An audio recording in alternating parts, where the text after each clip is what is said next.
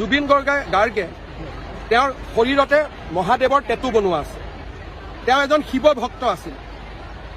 এতিয়া তেওঁক লগাই দিয়া হ'ল মোৰ জাতি নাই ধৰ্ম নাই। মোৰ জাতি নাই ধৰ্ম নাইটো কাঞ্চনজংঘা চিনেমাৰ এটা ডাইলগ।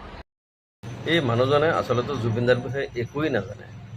আৰে জুবিনদা অপেন কৈছে মোৰ জাতি নাই ধৰ্ম নাই, এইটো কোনো চিনেমাৰ ডাইলগ নহয়। আৰু হিমন্ত বিশ্ব কৈ আছে এইটো চিনেমাৰ ডাইলগ। মানুহজনে অপেন ষ্টেজত এনেকৈ দেখাই দিছে, এই চাওক এনেকৈ চাওক মোৰ লগুণ নাই।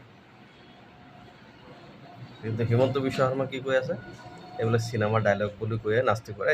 মানুহজন কোনো ধৰ্ম মানাই নাছিলে, আল্টিমেটলি নাস্তিক হ'ব, এইটো কি ডাঙৰ কথা। আৰু পৃথিৱীৰ ভিতৰত এতিয়া নাস্তিক মানুহৰ সংখ্যা বহুত বেছি।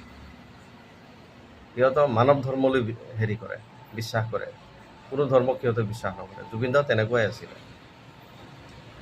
আৰু এইটো কৈ আছে হিমন্ত বিশ্ব কৈ আছে যে এইটো বোলো চিনেমাৰ ডাইলগ। চাওক কি অৱস্থা।